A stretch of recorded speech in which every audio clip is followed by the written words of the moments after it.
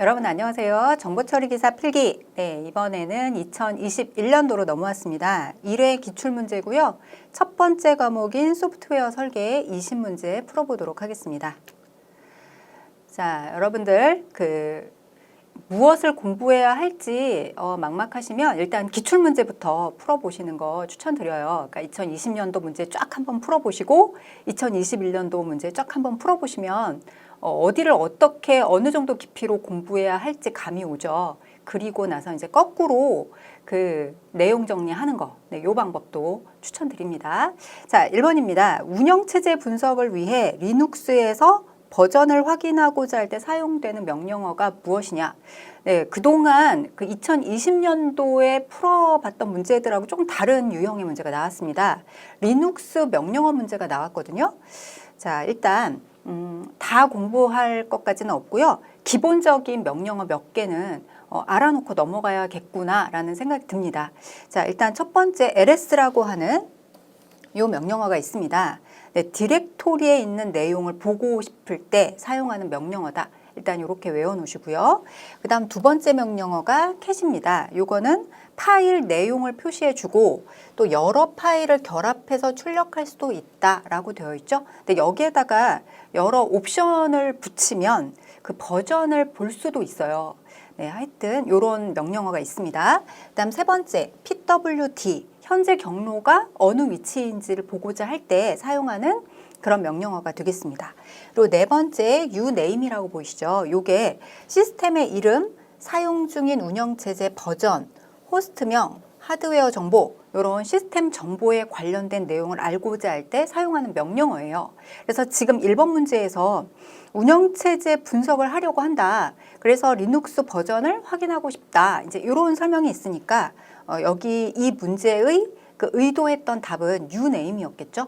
근데 이제 나중에 이거 말고 요 캣에도 지금 보시는 것 같이 이렇게 뒤에다가 이런 옵션 문구를 넣었더니 이런 식으로 운영체제의 버전이 출력되더라라는 걸 알고 뒤에 급히 2번도 답이라고 정답 처리를 해줬어요. 그러니까 일단 엄밀하게 얘기하자면 uname이 맞는데 이제 캣이라고 하는 명령어도 이런 기능이 있구나 알고 넘어가시면 좋을 것 같습니다. 자, 이번에는 내외부 송수신 시스템 연계 기술에 대해서 정리를 해보겠습니다. 내부 시스템이 있을 것이고 외부 시스템이 있을 것이고 이제 둘로 나누어서 시스템을 생각할 수가 있겠죠. 그래서 어쨌든 다른 시스템하고 서로 어떻게 나의 그 전하고자 하는 내용을 주고받고 해야 하는가. 그게 바로 이제 연계라고 하는 단어로 설명할 수가 있겠는데요. 이 연계를 하기 위한 여러 가지 기술들이 있어요. 일단 첫 번째 나와 있는 기술 이름이 DB-링크입니다. 이건 데이터베이스에서 제공하는 DB-링크라고 하는 객체를 이용하겠다라고 하는 기술인데 수신 시스템에서 DB-링크를 생성한다. 이런 내용이 나와 있죠. 그리고 송신 시스템에서는 해당 DB-링크를 직접 참조한다. 네, 일단 이름을 먼저 알아놓으시면 좋을 것 같습니다. DB-링크가 있고요. DB 커넥션이라고 되어 있습니다. 그러니까 기술 앞에 이렇게 DB라고 아예 대놓고 DB 이런 이름을 붙여놓은 기술들은 이거 데이터베이스를 사용하려고 하는 거구나. 이런 식으로 연상을 해주시면 되겠죠. 자, 그 다음 세 번째 보시면 API입니다. 오픈 API도 마찬가지 같은 기술이에요. 이것도 역시 DB에서 데이터를 읽어옵니다. 그런데 송신 시스템에 있는 DB에서 데이터를 읽어오고자 할 때 사용되는 기술이다. 이렇게 일단 정리를 하도록 하겠습니다. 자, 이어서 계속 연계 기술 보도록 하겠습니다. 이번엔 JDBC라고 하는 기술입니다. 수신 시스템의 프로그램에서 JDBC 드라이버를 이용하여 송신 시스템의 DB와 연결한다. 이것도 역시 DB와 연결할 때 사용하는 기술이구나 라고 하는 걸 알 수가 있습니다. 자, 그리고 하이퍼링크 있습니다. 하이퍼링크는 많이 보셨을 거예요. 이건 웹 애플리케이션에서 사용하는 그런 기술이 되겠죠. 그리고 제가 빨간색으로 표시를 해놨는데 소켓이라고 하는 기술이 있습니다.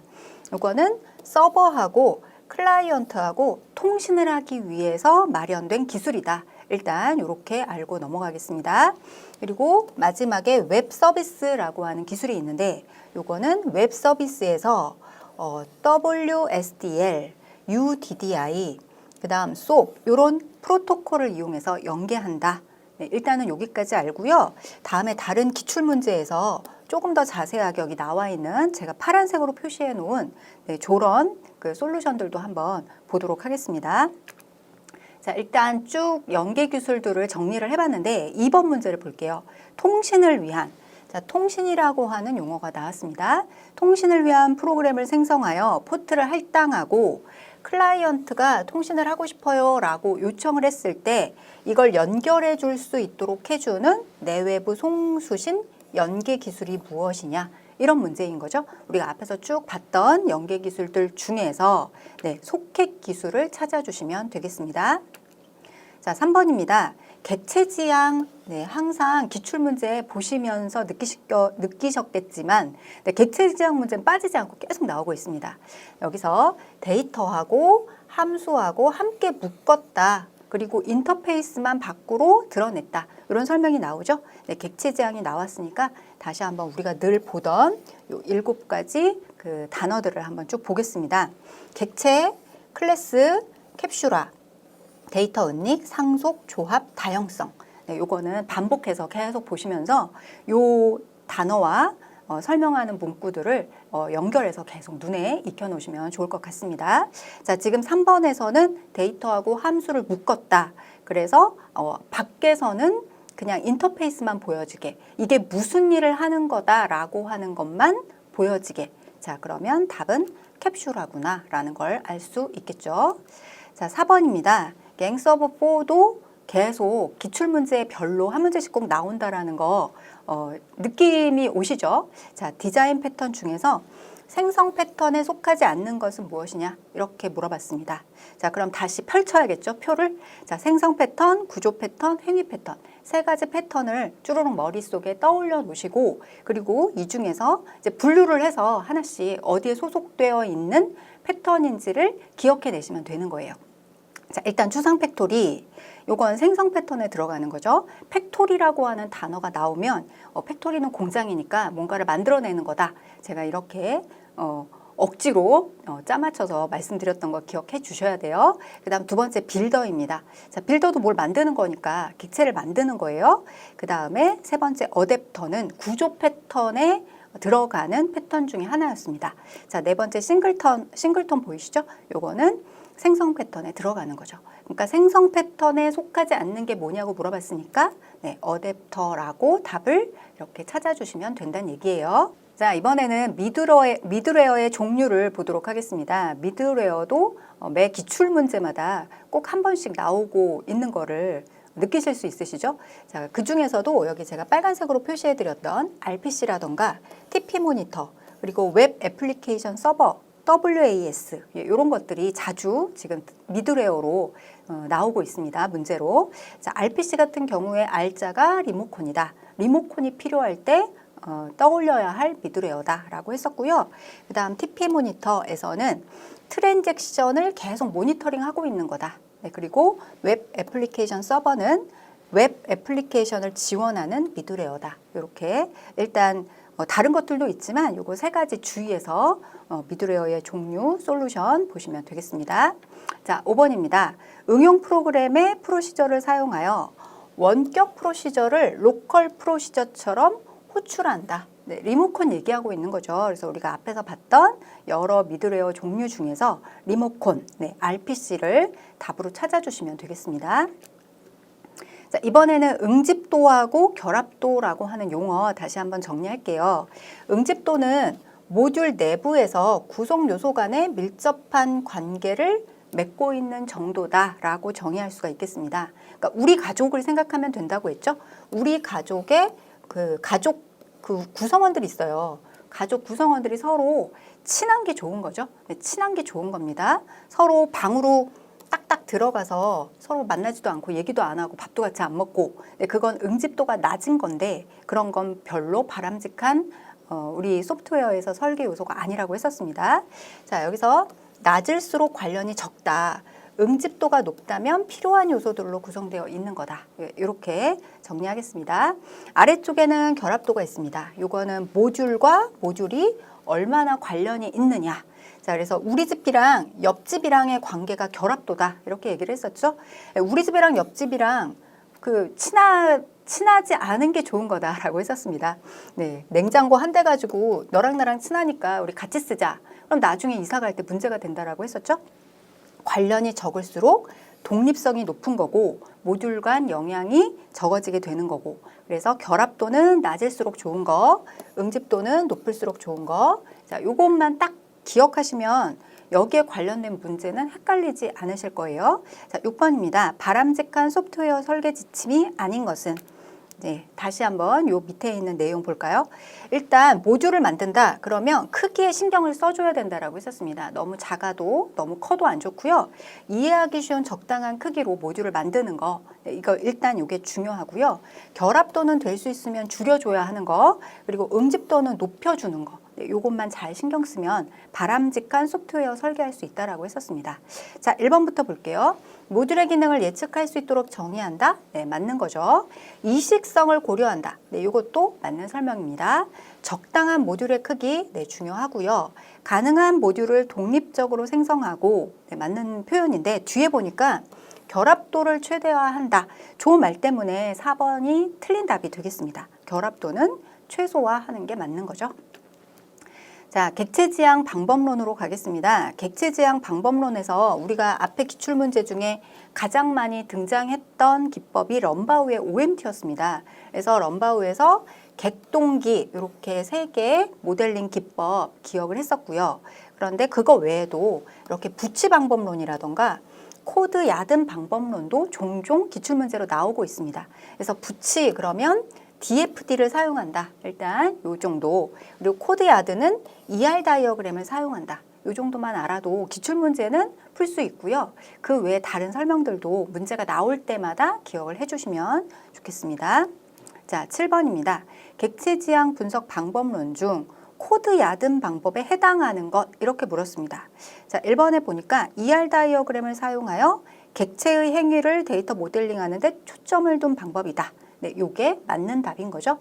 코드 야드는 ER 다이어그램이었고 그 다음에 아래 보니까 객체 동적 기능 모델 요건 럼바우의 OMT를 설명해 놓은 거예요. 그 다음 3번에 보니까 미시적 개발 프로세스와 거시적 개발 프로세스를 모두 사용하는 방법이다. 우리가 앞에 도표에서는 이런 설명을 본 적이 없는데 네, 요거는 부치 방법론에 해당하는 설명이에요. 그러니까 이번에 이제 나온 김에 체크해 놓으시고 같이 엮어서 메모해 놓으셨다가 또 똑같은 문제가 나왔을 때 요거 기억해 주시면 되겠습니다. 4번에 유즈 케이스를 강조하여 사용하는 기법이다. 네, 요것도 보니까 제이콥슨 우리가 앞에서 정리하진 못했지만 제이콥슨 방법이라고 이렇게 메모를 해 놓으시고 유즈 케이스는 제이콥슨 방법 이렇게 외워 놓으세요. 자, 그 다음 8번으로 가겠습니다. 다음은 어떤 프로그램 구조를 나타낸다. 모듈 F에서의 F를 찾아보니까 여기에 있습니다. 여기가 F인 거죠. 그런데 여기서 fan인하고 fanout의 숫자를 물어봤습니다. fan인이라고 하는 건 F라고 하는 모듈로 들어오는 선을 물어본 거예요. 자, 지금 보니까 하나, 둘, 3개의 선이 F 쪽으로 들어오고 있죠. 그러니까 fan인은 3이 되겠습니다. 그 다음 fanout은 F에서 나가는 선을 찾아보시면 돼요. 그래서 지금 G하고 H를 향해서 2개의 선이 나가고 있죠. 그러니까 fan인은 3이고요. fanout은 2다. 이렇게 정리할 수 있겠죠. 답은 2번입니다. 자, 이번에는 현행 시스템 분석 우리가 제일 첫 번째 시간에 요거 정리를 했었는데 다시 한번 정리해 볼게요. 일단 지금 시스템이 어떤 상태인지를 분석을 해야 더 나은 시스템으로 뭔가 바꾸는 거, 업그레이드 하는 게 가능합니다. 그럴 때 현행 시스템을 어떻게 분석하느냐. 일단 첫 번째는 플랫폼 기능을 분석하고요. 그 다음 두 번째 플랫폼 성능 특성을 분석을 합니다. 그리고 나서 운영체제, 현재 운영체제 사용하고 있는 현재 시스템의 운영체제가 무엇인지 네트워크, DBMS 이런 것들을 다 분석해서 결론이 나와야 그 다음 단계로 넘어갈 수가 있겠죠. 그리고 나서 비즈니스 융합 분석. 자, 그럼 요거를 업그레이드 시켰을 때 성공적인 가치를 창출할 수 있겠느냐. 여기까지가 현행 시스템 분석에서 하는 일이다. 이렇게 정리할 수 있겠습니다. 자, 9번입니다. 현행 시스템 분석에서 고려하지 않아도 되는 항목이 무엇이냐? DBMS, 네트워크, 운영체제. 우리가 앞에서 정리했었던 내용이죠. 네, 4번은 고려하지 않아도 되겠습니다. 자, 미드웨어 정리합니다. 분산 컴퓨팅 환경에서 서로 다른 기종의 하드웨어, 프로토콜, 통신 환경 이런 것들을 연결해서 원만하게 통신할 수 있도록 해주는 거. 이런 것들이 미드웨어다라고 했었죠. 자, 10번입니다. 분산 컴퓨팅 환경에서 서로 다른 기종의 하드웨어, 프로토콜, 통신 환경 등을 연결하여 응용 프로그램과 운영 환경 간의 원만한 통신이 이루어질 수 있게 서비스를 제공하는 소프트웨어가 무엇이냐. 네, 이건 미드웨어를 설명한 문구가 되겠습니다. 11번입니다. 케이스에 대한 설명으로 틀린 것은? 자, 케이스도 여러 번 나오고 있는데 소프트웨어 공학의 여러 작업들을 자동화해주는 도구다라고 했었습니다. 그러니까 개발자들이 무언가 계속 작업들이 반복되고 있을 때 그걸 사람의 손으로 하는 것보다는 자동화된 어떤 도구가 있으면 훨씬 편하게 할 수 있겠죠. 네, 그래서 케이스가 필요하다라고 했었습니다. 그리고 아래쪽에 보니까 여러 사람들이 함께 협업할 때 이거를 도와주는 역할을 하고요. 그리고 그래픽 기능이 있었다. 네, 이렇게 정리를 했었습니다. 그렇다면 틀린 설명 찾을 수 있겠죠? 소프트웨어 모듈의 재사용성이 향상된다. 네, 맞는 설명입니다. 자동화된 기법을 통해 소프트웨어 품질이 향상된다. 네, 이것도 맞는 설명이에요. 소프트웨어 사용자들에게 케이스는 사용자가 중심이 아니라 개발자, 작업자가 중심이 되는 거죠. 근데 소프트웨어 사용자들에게 사용 방법을 신속히 숙지시키기 위해 사용된다. 네, 이런 설명이 나왔네요. 그래서 답은 틀린 거 찾는 거니까 3번이 답이 되겠습니다. 네, 마저 4번도 보면 소프트웨어 유지 보수를 간편하게 수행할 수 있다. 네, 맞는 설명입니다. 자, UML입니다. 표준화된 범용 모델링 언어다. 네, 이건 객체 지향을 설계할 때 필요한 표준 언어다라고 했었죠. 시스템을 시각적으로 모델링해서 표현해 줄 수 있는 그런 언어였고요. 시스템을 개발할 때 광범위한 분야에서 활용 가능한 그런 언어였습니다. 구성 요소 3가지, 예전 기출문제에서 보셨던 기억나시죠? UML의 3가지 구성 요소가 아닌 것을 골라라.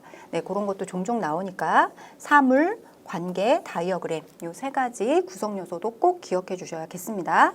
사물이라고 하는 건 기본 요소예요. 시스템의 구조, 시스템의 행위, 개념의 그룹화, 부가적인 개념 설명 이런 것들이 사물에 해당하는 거고요. 관계는 사물하고 사물이 어떤 관계를 갖고 있는지 그래서 의존관계, 연관관계, 일반화관계, 실체화관계 이런 식으로 관계를 표현할 수 있습니다. 그리고 다이어그램, 사물하고 관계가 어떻게 표현되어 있는지를 도형으로 만들어 놓은 거여서 우리 이 표로 왼쪽에 구조 다이어그램, 오른쪽에 행위 다이어그램 나누어서 이렇게 외웠었죠. 그래서 어떨 때는 뭐 구조 다이어그램이 아닌 거 고르시오 이런 문제도 있었고 어떨 때는 행위 다이어그램이 아닌 것을 고르시오 이런 것도 있었습니다. 자, 그리고 이렇게 정적 모델에 들어가는 거, 네, 동적 모델에 들어가는 거 이렇게 각각 어디에 소속되어 있는 다이어그램인지를 꼭 외워야 된다라고 했었습니다. 자, 그러면 12번 문제 풀어볼게요. UML에 대한 설명 중 틀린 것은 지금 4가지의 그 문제 예시들이 굉장히 길게 되어 있어서 좀 어렵게 느껴지실 수 있습니다. 그렇지만 쭉 한번 읽어보세요. 기능적 모델은 사용자 측면에서 본 시스템 기능이며 UML에서는 유스케이스 다이어그램을 사용한다. 네, 맞는 설명입니다. 두 번째, 정적 모델은 객체, 속성, 연관관계, 오퍼레이션의 시스템 구조를 나타내며 UML에서는 클래스 다이어그램을 사용한다. 네, 이것도 맞는 설명입니다. 다음 세 번째, 동적 모델은 시스템의 내부 동작을 말하는 거고 UML에서는 시퀀스 다이어그램, 스테이트 다이어그램, 액티비티 다이어그램을 사용한다. 네, 이것도 맞는 설명입니다. 우리가 앞에서 UML에 대해서 정리했던 것들을 쭉 기억하면서 어떤 게 틀린 말인지 어떤 게 맞는 말인지 밑줄을 그으면서 밑으로 내려가 주시면 돼요. 자, 그 다음 4번으로 내려와서 스테이트 다이어그램은 객체들 사이의 메시지 교환을 나타내며 자, 객체들 사이의 메시지 교환을 나타내는 건 안 보이시죠? 네, 시퀀스 다이어그램에 대한 설명입니다. 근데 지금 스테이트 다이어그램이라고 했으니까 이게 좀 다른 설명이죠. 그리고 계속 쭉 보면 여기서 하나의 객체가 가진 상태, 그 상태의 변화, 네, 요걸 나타낸 것은 스테이트 다이어그램이 되겠습니다. 그러니까 4번 같은 경우는 다이어그램 이름을 이렇게 뒤집어서 설명을 하고 있죠. 그래서 틀린 설명이 되겠습니다. 답은 4번이죠. 자, 유스케이스 다이어그램을 조금 더 자세하게 보고 넘어갈게요. 일단 액터하고 유스케이스 사이의 관계 세 가지가 있었습니다. 연관관계, 의존관계, 일반화관계입니다. 자, 그리고 연관관계를 다시 볼게요. 유스케이스하고 액터 간의 상호작용을 표현한 게 연관관계고요. 실선으로 연결합니다. 예전 기출문제를 제가 풀어드리면서 보여드렸던 거 기억나시죠? 자, 이렇게 생겼었습니다. 그래서 유스케이스, 여기가 유스케이스죠? 글을 등록한다. 그리고 액터, 사용자, 여기가 액터입니다. 여기 이 두 개의 상호작용이 실선으로 이렇게 표시가 되어 있는 거 확인되시죠? 이게 바로 연관관계를 나타낸 거예요. 그 다음 아래쪽엔 포함관계가 있습니다. 포함관계는 하나의 유스케이스가 다른 유스케이스의 실행을 전제로 할 때 이 포함관계가 일어난다라고 했었습니다. 자, 요 그림 기억나시나요? 네, 보시면 포함하는 유스케이스에서 포함되는 유스케이스 방향으로 화살표를 점선으로 연결한다. 그러니까 글을 등록하려면 로그인을 먼저 해야만 글을 등록할 수 있다. 네, 이런 전제가 있을 때 이렇게 화살표를 점선으로 글을 등록하기 위해서는 로그인을 먼저 해야 해. 이렇게 선을 그린다고 했죠. 그리고 위에다가 include라고 표기를 해줘야 한다라고 했었습니다. 자, 또 확장관계도 보겠습니다. 특정 조건에 따라 확장되는 유스케이스를 수행하기도 한다. 이런 내용이 나와 있는데 요거는 이런 그림으로 우리가 공부를 했었습니다. 글을 등록하는데 파일을 첨부하는 것도 할 수 있잖아요. 그죠? 이게 특정 조건입니다. 특정 조건이 글을 등록하기만 하는 게 아니라 거기에다가 파일까지 첨부하는 일을 확장했습니다. 그죠? 이럴 때 지금 보시는 것처럼 이렇게 화살표 방향은 파일을 첨부한다를 글을 등록한다 쪽으로 이렇게 화살표 방향을 해주셔야 되고요. 위에다가 extend라고 표기를 해주셔야 합니다. 자, 그리고 일반화 관계. 네, 요거는 요 그림 기억나시죠? 게시물을 검색하는데 그냥 검색하는 게 아니라 날짜를 뭐 넣어서 검색한다거나 키워드를 넣어서 검색한다거나 아니면 글쓴 사람, 글쓴이, 네, 글쓴이를 넣어서 검색한다거나 이런 것들을 모두 모아서 추상화를 하면 그게 결국은 게시물을 검색하는 걸로 추상화가 딱 한 단어로 나오잖아요. 네, 이런 거를 일반화 관계다라고 얘기를 할 수 있겠습니다. 네, 화살표 모양은 이렇게 생겼죠? 네, 기억해 주십시오. 자, 13번입니다. 기본 유스케이스 수행 시 특별한 조건을 만족할 때 수행하는 유스케이스. 우리가 앞에서 정리했던 것 중에서 이 그림을 기억해 주시면 돼요. 글을 등록하는 건 기본 유스케이스고요. 이 중에서 파일을 첨부하는 게 특별한 조건인 거예요. 자, 요거는 4개의 그 예제 중에서 확장에 해당하는 유스케이스가 되겠습니다. 14번입니다. 다음 중 요구사항 모델링에 활용되지 않는 것은? 자, 에자일 방법 맞는 거죠. 그 다음 유스케이스 다이어그램 맞는 거죠. 시퀀스 다이어그램 맞는 거예요. 자, 4번에 보니까 단계 다이어그램이라고 나왔습니다. 네, 단계 다이어그램은 여러분들이 검색창에 이렇게 검색해 보시면 이런 설명을 보실 수 있을 거예요. 온도나 압력 등의 여러 변수 하에서 물질의 상사이의 평형 상태를 나타내는 도표이다. 네, 나무위키에서 이렇게 설명을 하고 있더라고요. 그래서 그래프를 보니까 이런 그래프가 나오던데 요거는 요구사항 모델링하고 조금 동떨어져 있는 그림이죠. 그래서 14번의 답은 4번이 되겠습니다. 디자인 패턴입니다. 반복적으로 나타내는 문제점들에 대한 해결 방안을 제시한 것이 디자인 패턴이다. 그리고 공통되는 문제가 있고 그 다음 이걸 어떻게 해결해야 되는지 해결책, 네, 그거를 묶어서 우리가 패턴이다. 요거는 팀원 사이의 의사소통을 원활하게 해주고 이건 설계 기법이고 설계 방법이다. 그리고 소프트웨어 설계할 때 재사용성, 호환성, 유지보수성을 보장한다. 네, 디자인 패턴도 계속해서 기출문제마다 나오고 있습니다. 자, 15번. 디자인 패턴을 이용한 소프트웨어 재사용으로 얻어지는 장점이 아닌 것을 찾아주세요. 자, 1번. 소프트웨어 코드의 폼질을 향상시킬 수 있다. 네, 맞는 설명이죠. 개발 프로세스를 무시할 수 있다? 네, 요거는 네, 틀린 설명이 되겠습니다. 개발자들 사이의 의사소통 원활하게. 네, 맞는 얘기고요. 소프트웨어의 품질과 생산성을 향상시킬 수 있다. 이것도 맞는 거죠. 그러니까 답은 2번이 되겠습니다.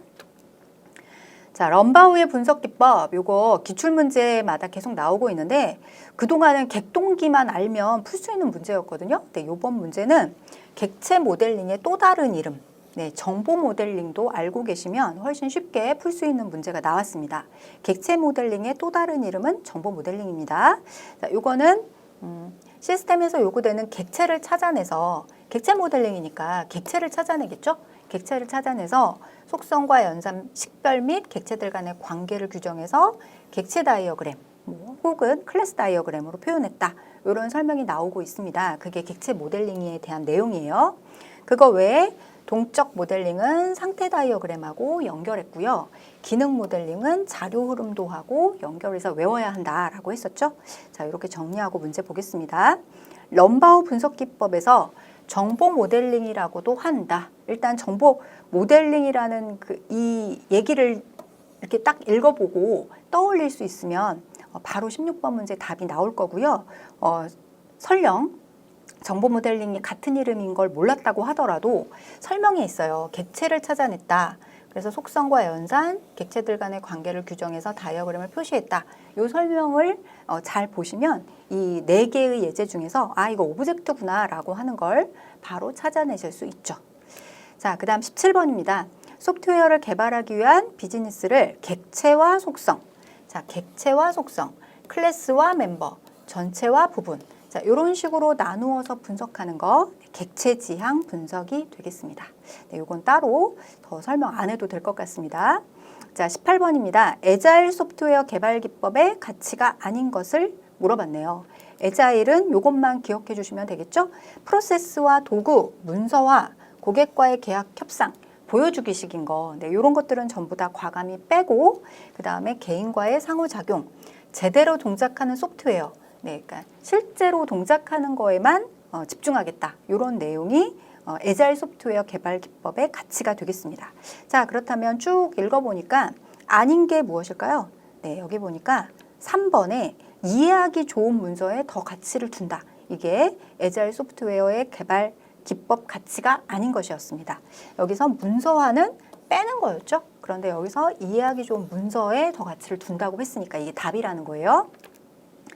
자, 지금 보시는 요 다이어그램이 클래스 다이어그램입니다. 클래스 다이어그램을 그릴 때 일단 내가 만들려고 하는 게 공공도서관에서 도서를 대출하는 내용을 다이어그램으로 표현하고 싶은 거거든요. 그럼 클래스 다이어그램으로 만들기 위해서 가장 먼저 해야 할 일은 클래스를 결정하는 겁니다. 그래서 아, 나는 회원이 필요하고 대출이 필요하고 도서가 필요해. 이렇게 클래스를 먼저 결정을 해주셔야 되고요. 그 다음에 메소드를 찾는 거예요. 그러니까 회원이 해야 할 일이 무엇이냐는 거죠. 네, 메소드. 자바에서는 메소드라고 얘기를 하고 뭐 파이썬이라던가 C 언어에서는 이제 함수라는 말로 표현을 하죠. 무슨 일을 하게 할 거냐. 네, 그래서 회원 가입, 대출은 대출, 반납, 연체, 도서는 도서 등록. 네, 이런 메소드를 일단 찾아서 정리를 합니다. 그리고 세 번째 보니까 속성을 추출한다. 속성이라고 하는 건 특징이라던가 성격을 의미하는 거다라고 보시면 되겠죠. 그래서 회원은 회원번호, 회원명, 연락처 이런 속성이 있어야겠구나. 대출은 대출일, 반납일, 회원번호, 도서번호 이런 속성이 있어야겠구나. 이렇게 추출을 한 다음에 지금 보시는 것처럼 이렇게 그림으로 나타내면 클래스 다이어그램이 된다라는 거예요. 그래서 지금 각각의 클래스가 만들어져 있고요. 선으로 나누어져 있어서 위에는 이름, 가운데는 속성, 아래는 메소드가 이렇게 나열이 되어 있고요. 각각 서로 다른 클래스와 클래스 사이에는 선으로 연결되어 있어요. 이렇게 무언가 서로 통신을 하고 있다라고 하는 느낌이 들죠. 대출 권수, 대출 기간을 서로 회원과 대출 사이에 공유해야 하겠구나. 도서가 이렇게 대출과 연결이 되어서 서로 계속 뭔가 정보를 주고받겠구나 라고 하는 걸 선을 보고 우리가 예측할 수 있다는 거예요. 자, 19번입니다. UML 다이어그램 중 시스템 내 클래스의 정적 구조를 표현한다 라고 되어 있습니다. 자, 요거는 앞에서 우리가 봤던 클래스 다이어그램이거든요. 클래스와 클래스의 속성 사이의 관계를 나타냈다라고 했으니까 굳이 앞에 그림을 굳이 몰랐다고 해도 여기에 나와 있는 설명을 보고 찾아낼 수가 있습니다. 자, 마지막 20번 문제입니다. 소프트웨어 설계 시 제일 상위에 있는 메인 유저 펑션에서 시작해서 기능을 하위 기능들로 분할해 가면서 설계했다. 네, 설계 방식을 물어봤는데 네, 이것도 뭐 부연 설명이 필요 없을 것 같습니다. 위에서 시작해서 이렇게 아래로 분할하면서 설계하는 방식을 물어봤으니까 네, 하향식 설계구나 이렇게 답을 찾아주시면 되겠죠. 자, 이렇게 해서 20문제를 모두 풀이를 했고요. 네, 여러분들 오늘 메모하신 거 꼭 복습 부탁드리겠습니다. 감사합니다.